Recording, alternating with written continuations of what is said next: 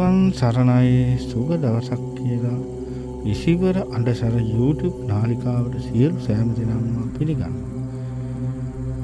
දැනටමත් ඕගොල්ලෝ මාගේ channel එක subscribe කරලා නැත්නම් subscribe කරන්න, like කරන්න, comment කරන්න. හොඳයි දරුවනේ. අද අපි කතා කරමු වරම් දරුවන්ට ඉන්නා වූ ආධ්‍යාත්මික සතුරන් හඳුනා ගැනීම සහ ඒ ආධ්‍යාත්මික සතුරන්ට තමන් ජීවිතේ මූණ දීලා ජය ගන්නා ක්‍රමවේදයන් ගැන.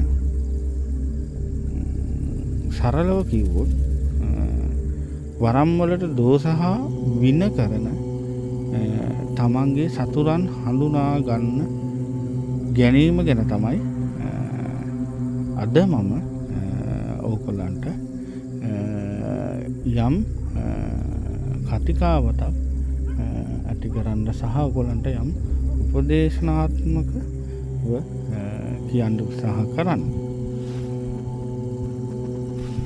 සෑම බොහෝ දරුවන්ට තියෙන ගැටලුව නම් තමන් හොඳට කුසල් කරනවා, තමන් පින් කරා කුසල් කරනවා, පින් කරනවා. එහෙත් තමන්ගේ වරම් ශක්තියින් හා වරම් ඥාතීන්ගේ කැපුරුම් සහ ඊට අදාළ තමන්ට ඇති වෙලා තිබුණා වූ රෝගාබාධ සුව නොවීම සම්බන්ධව බොහෝ කනස්සල්ලෙන් ඉන්න දරුවෝ පිරිසක් ඉන්නවා. එතකොට මේ සමහර දරුවන්ගේ ගොඩක් වපසරියන් හැදිච්ච දරුවෙක් නම් අපිට කතා කරන්නේ නැහැ. එහෙමත් කලාතුරකින් දරුවෙක් තමයි. මොකද මේ අපි කියන්නා වූ දෙන්නා වූ දැනුම් පද්ධතිය මේ නාලිකාව හරහාම දෙන්නා වූ දැනුම් පද්ධතියට ස්තුති කරලා කතා බහ කරන්නේ. නැත්නම් සෑම දිනම බොහෝ දරුවෝ කියන්නේ ගුරුතුමා ඔබතුමා කොහෙද ඉන්නේ? ඔබතුමාව හම්බ වෙන්න ඕනේ. මට මගේ මේ වරම හදාගන්න. වරමක් හදන්න දෙයක් නැහැ දරුවනේ, මුලින්ම කිව යුතුයි. මොකද මම බොහෝසේ ගොඩක් දරුවන්ට උපකාර කරන්න උත්සාහ කරා. හැබැයි තමා තුළම සිටින්නා වූ තමන්ගේ අධ්‍යාත්මික සතුරාව තමන් හඳුනා ගන්නා තෙක් තමන්ට ගමන් මාර්ගයේ සැකසෙන්නේ මේ දේවතල සුර අසුර මණ්ඩල යක්ෂ තලමයි. ඒකට හේතු වෙන්නේ ඒ ආඥාවක් තියෙනවා. ඒ ආඥාවට සෑම දෙනාම පාහේ අඩංගු විය යුතු යන සම්මතයක් තියෙනවා. සහ දේව නීතියක් ඒක.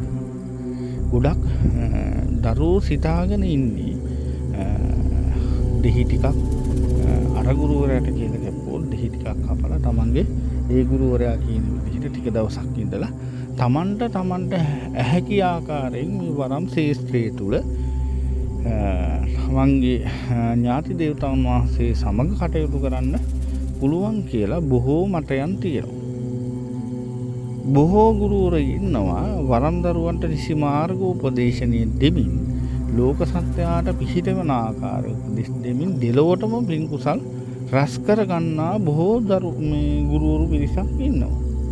හැබැයි ඒ ගුරුවරුන්ගෙන් තමන් උපකාර විශේෂයෙන්ම තමන් උපකාර ලබා ගන්න තමන්ට තේරෙන්නේ නැතිකමදෝ හෝ තමාගේ තියෙනා වූ ආත්මාර්ථකාමී මතයන් ඔස්සේ ක්‍රියා කිරීම මගින් බොහෝ දරුවෝ තමන්ගේ වරම් ශක්තියින් සහ වරම් ඥාතීන්ගේ තියෙන බලයන් අඩපණ කරගන්නවා.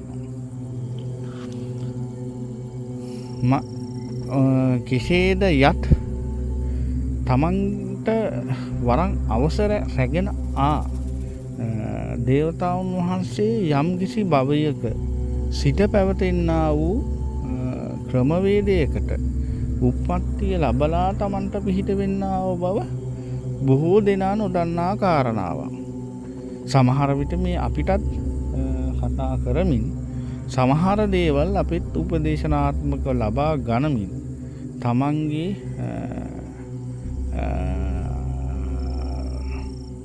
තියෙනා කපටිකම් කියලා කිව්වත් හරි වංචා ලෙස උදව් උපකාර ගණමින් යෑමේ හැකියාවක් බොහෝ ගුරුවරුන්ට සමග සම්බන්ධ වෙමින් මේ ශාස්ත්‍රය තුළ යම් ගමනක් යන්න පුළුවන් කියලා ආත්මාර්ථකාමී සිතුවිල්ලක් තියෙනවා. නැහැ දරුවනේ. ඒක බොහෝසේ වැරදි. එහෙම සිතුවිල්ලක් ආවොත් වහම තමන්ගේ ඥාති වරම් රැගෙන ආපු මුල් දේවතාවුන් වහන්සේ කරන්නේ තමන්ට දෙන ශක්තිය හීන කරනවාමයි. ඒක මේ විශ්ව ධාතු විසින් නිර්මාණය කරපු ගුරු දේවතාවුන් වහන්සේලාගේ අනක් නියෝගයක් කිව්වත් ඒක නිවැරදි. දේව ආඥාව. දේව ආඥාව වන්නේ කෙසේද?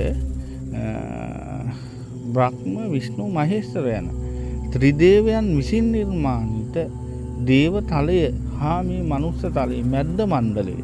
මේ මැද්ද මණ්ඩලය දේව ලෝකය, යක්ෂ ලෝක සහ අපාය සහ මේ මනුස්ස තලය.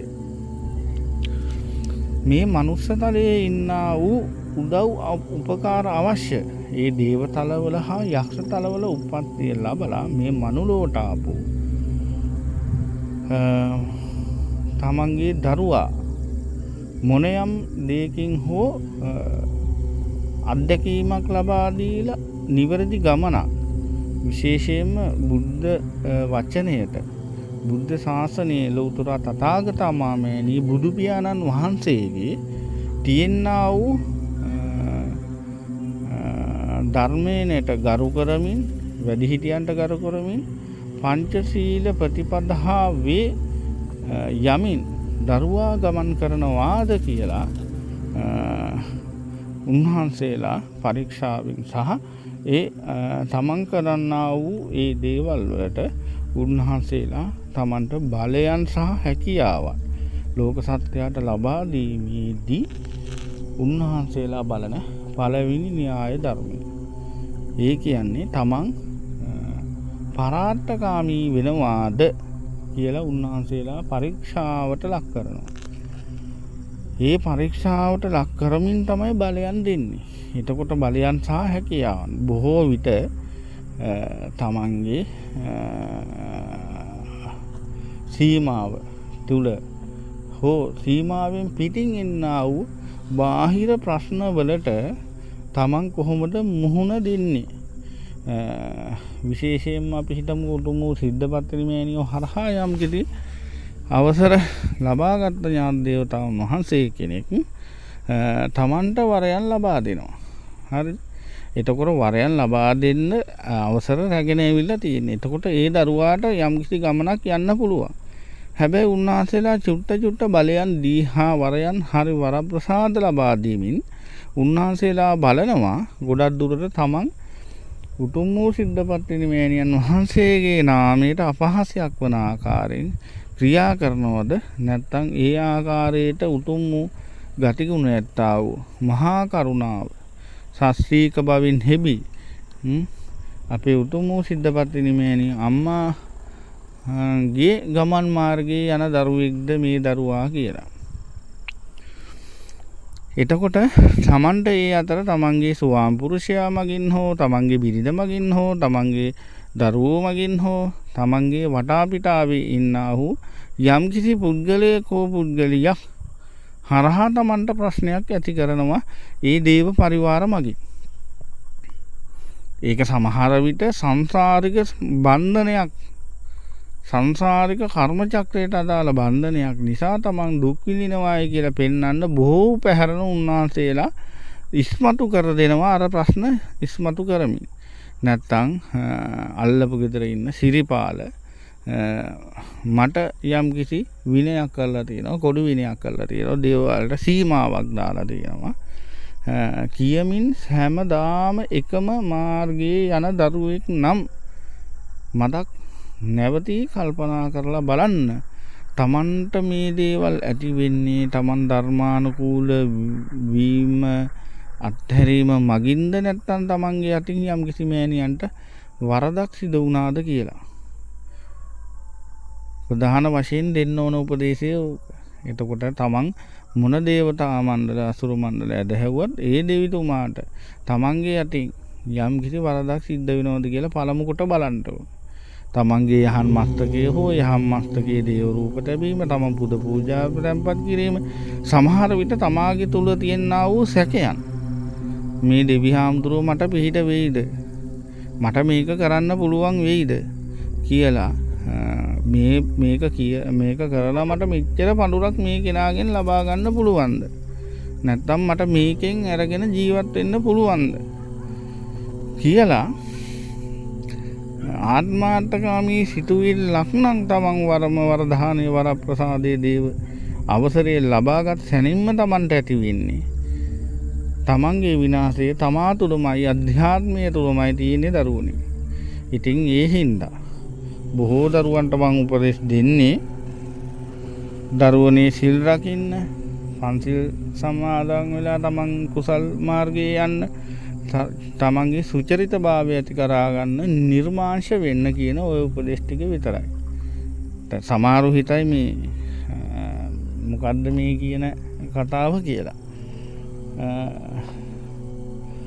මූලස්ථානවල යෑම වරදක් නෙවෙයි. හැබැයි මූලස්ථානවල ඉන්නේ තමන්ට ශක්තිය දුන්නා වූ දේව මාතාවමයි. එතකොට ඒ දේව මාතාව තමන් යනකොට දන්නවා. මොකද අපිට වඩා දෙයක් දෙවි දේවතාවුන් වහන්සේලා දන්නවා. තමන් කොච්චර පුද පූජා පැවැත්වුවත් තමන්ගේ ගති පැවතුම් හා සිරිත් විරිත් තමන් හදා ගන්නා තුරු තමන්ට ඉතුරු බලයන් සම්පාදනය කරලා දෙන්නේ ගුරුවරු කොච්චර ආශිර්වාද කරත්. ගුරුවරයා කෙසේ ආශිර්වාද කරත් තමන්ගේ චිත්ත සංතානය තුළ ඇතිවෙන්නා වූ කුහකකම, ලෝභය, දේශය, මෝහය කියන මේවා යම් තාක් දුරට තමන්ගේ ඥාති දේවතාවුන් වහන්සේ එන්නා වූ ශක්තිය, අම්මා මෑණියෝ හෝ යම්කිසි දේවතලයක් හෝ සුර මණ්ඩල හෝ අසුර මණ්ඩල වේවා, ඒ දේවතලවල ශක්තිය රැගෙන ආපු දේවතාවුන් වහන්සේගේ ගති සම්පත්තියට ඇති වෙන ගති සම්පත්තියක් පැවැත්මක් තමන් හදාගත්ත දවසට තමයි ඉතුරු බලයන්. හැබැයි ගුරුවරයෙක් සමහර විට තමන්ගේ වරම සුද්ධ කරලා තමන් බලාපොරොත්තු වෙනවා ගහින් ගිලින්නා වගේ. සමහරට මේක මාසෙන් දෙකෙන් නොදෙන්න පුළුවන්. ඒවට කාල සීමාවල් තියෙන, හෝරාවන් තියෙනවා. තමන්ගේ ග්‍රහ බලවේග උච්ච වෙන අවස්ථාවල් තියෙනවා. ඒ සංයෝග ගැන කියන්නේ මොකද ගොඩාක් දරුවෝ අහන ප්‍රශ්නයක් තමයි කේන්දරය තුලින් කොහොමද වරමක් තියනවද නැද්ද කියලා දැනගන්නේ කියන ගොඩාක් දෙනා අහනවා. හැබැයි ඒක ඇහුවට ඒක සංකීර්ණ මාතෘකාවක්. ඒකේ බලන්න ඕනේ කේන්දරයක් තුල, කේන්දර සරහනක් තුල තමන්ගේ අදාළ කර්මයන් සහ තමන්ගේ කර්ම විපාක. එතකොට ඒවා බලවත් විය යුතු ග්‍රහ තුමන්ලා ඉන්නවා. එතකොට ඒ ග්‍රහ තුමන්ලා බලවත් වුණොත් මෙයාට මේ ආකාරයෙන් වරමක් තියෙනවා කියලා අනිවාර්යයෙන්ම මේකෙන් බලා ගන්න පුළුවන්. හොඳයි. ඒක වෙනත් මාතෘකාවක් විදිහට මම වෙනත් දවසක ඔයගොල්ලන් දරුවන්ට පැහැදිලි කරලා දෙනවා. හැබැයි මම මෙතෙක් කල් කියාගෙන ආවේ නෑ. දැන් අපිට කියනවා නිර්මාංශයි කියලා. හැබැයි නිර්මාංශයි කියලා තමන් හිමීට උඹල කඩයක් සමහර විට මස් බැදලා බිත්තර බැදලා බිත්තර කෑල්ලක් නේ කමන්නේ කියලා කියන මතේ ඉන්න දරුවෝ ඉන්නවා. ඒකල්ලා දෙවියන්ට පහන් තියෙනවා. තමන්ට පිහිටක් ලැබෙයිද?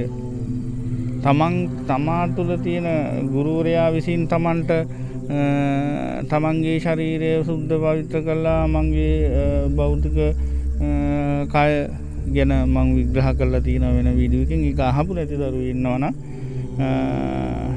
ඒක අහන්න, ඒකෙන් යම් කිසි දැනුමක් ලබා ගන්න කියලා මතක් කරනවා. එතකොට මේ මානසික කය, චිත්ත කය වගේ කයවල තුනක් තියෙනවා. ඒ කය තුන ගුරුවරයා විසින් සුද්ධ පවිත්‍ර කරලා දෙන. හැබැයි තමන්ගේ චිත්ත සංතානය තුන තියෙන මේ ගුරුවරයාට මෙච්චර දෙන්න වෙයිද? මේ වැඩේ මට කරලා දුන්නා, මේ ගුරුවරයා කියන විදිහටම මේක දෙන්න වෙයිද මට කියලා තමන්ගේ චිත්ත සංතානය තුල ආත්මාර්ථකාමීකමක්, වංචාවක් තමන්ගේ තුල සිටේ හටගත්තා නම් එතන ඉඳන් තමන්ගේ වරම් ගමන අවහොසි කරනවා ගුරු දේවතාවුන් වහන්සේලා විසින් විශ්වයේ නියමයේ පරිදි. තමන් වපුරන්නේ මොනවාද? තමන්ට වපුරන දේට සරිලන දේ තමන්ට ලැබෙනවා. තමන් වපුරන්නේ කෙසේද? වපුරන්නේ වීනම් වී ලැබෙනවා. මුං වපුරොත් මුං ලැබෙනවා. එතකොට ඒ ලැබෙන්නත් ඒකෙන් සාපේක්ෂතාවල් තියෙනවා, අසමානකම් තියෙනවා. ඒකට වෙන්න බොහෝ කාරණා හේතු වෙන්නේ දරුවනේ. ගොඩක් දුරට තමන් ඒවා තමන් ශේෂ්ත්‍රය තුළ ගමන් කරන ආකාරය සහ තමන්ගේ ගති පැවතුම්, තමන්ගේ අධ්‍යාත්මික පිරිසුදුතාවය. මං ගොඩක් දරුවන්ට කියන්නේ ගොඩක් පිරිසුදුව ඉන්න. එතකොට සිත කය වචනේ තුන්දර පිරිසුදු කර ගැනීම. සිතයි කයයි. කය කොච්චර සෙම් පවුඩර් ගාලා තමන් විලාසිතාවට ඇඳලා තිබ්බත් තමන්ට ගැඹුරුන් ඉන්නේ නැත. තමන්ගේ හැකියාවල් උද්දීපනය කළ ඥාති දේවතාවුන් වහන්සේලා ඒ වරන් අවසර රැගෙන වූ ශක්තියින් උද්දීපනය කරගන්න හැකියාවක් ලැබෙන්නේ නැත. හැබැයි ඒ හැකියාවන් උපමට්ටම් වෙන්නේ තමන් අභ්‍යන්තර කායික සුවතාවයේ තමන් සූද විරවුම් දාලා කහවතුරු නාලා තමන් මොන දේ කරත් වැඩක් නැහැ දරුවනේ. තමන්ගේ සිත තුළ තියෙනා වූ ආත්මාර්ථකාමී සිතුවිල්ලක් නම් තියෙන්නේ මේ ගමන යද්දී. එතකොට තමන් තුළ තමාගේ දේම කරගන්න තමන් අවශ්‍ය වටපිටාවක් හදා ගන්න ඕනේ කියලා. හති දමමින් මේ දුවන ගමන මායාවක් විදියට අවසානයේදී කලකිරීම පමණක් ඉතිරි වෙලා තමන්ගේ ජීවිතය ගැන අඩුතක්සේරුවක් ඇති කරගෙන අර වරම් ශක්තියින් සහ බලයන් රැගෙන ආපු දේවතාවුන් වහන්සේලා දෙවිහාඳුරන් වහන්සේලාද අඩුතක්සේරුවට ලක් කරමින් තමන්ගේ ජීවිතය විනාශකාරී විනාශමුඛයට ඇද දමා ගන්නවා. මේ තුල මා දකින අනිවාර්යයෙන්ම තමා තුලම තමාගේ බොහෝ දරුවන්ගේ අපි වින දෝෂ හා ග්‍රහ දෝෂ හා වාස්තු දෝෂ හා භූමිගත දෝෂ ප්‍රශ්න ඉවත් කරත් බොහෝ දරුවන්ට වෙලා තියෙන්නේ තමාගේ චිත්තසංතානය තුල ඉන්නා වූ ආධ්‍යාත්මය තමාගේ සුවපත් නොකර ගැනීම. එතකොට තමා සුවපත් කරන්නේ කෙසේද? තමන්ට ඒ වරම් ශක්තිය හා බලය රැගෙන ආපු දෙවි දේවතාවුන් වහන්සේලා තමන්ට ඒ බලයන් ප්‍රදානය කරනවා දරුවනේ. ඉතින් මේ ආකාරයට මේ ගමන යන්න නම් තමන් අනිවාර්යයෙන්ම අපි අනිවාර්යයෙන්ම මේ චැනලේ අහන චැනලේ සම්බන්ධ වෙච්ච දරුවන්ටම ගොඩාක් දෙනෙක්ට කියන්න ආවාගේ තමන්ගේ අධ්‍යාත්මික සතුරා තමන් විසින් දමනය කරගත යුතුමයි. එතකොට තමන් අදහන ධර්මයට අනුකූලවමයි මේ දේ සිද්ධ වෙන්නේ. එතකොට ඒ ධර්මානුකූල තීරණයක් සහ තමන් මේ වරම් ශේස්ත්‍රයේ තුල හෝ මේ ලෝකය මේ මැද්ද මණ්ඩලයේ අතහැරලා යන්න කාලයක් එනවා. එතකොට ඒ කාලය තුලදී තමන් කරේ මොනවාද? තමන් පසුතැවි අපාගත වනවාට වඩා ප්‍රේත යන කායවල ඉපදිනවාට වඩා හොඳම දේ තමයි තමන් මේ ගැන සිහියේ තබාගෙන තමන්ගේ ජීවිතයත් ලෝක සත්‍යයටත් පිහිට වෙමි. තමන්ගේ ජීවිතය සුවපත් කර ගැනීම. ගොඩක් දරුවන්ට විවිධ රෝගාබාධ තියෙනවා. එතකොට ඒ රෝගාබාධ තුල වරම් හිර ඇති වෙනවා. තමා තුළම තමාගේ වරම හිර වෙනවා.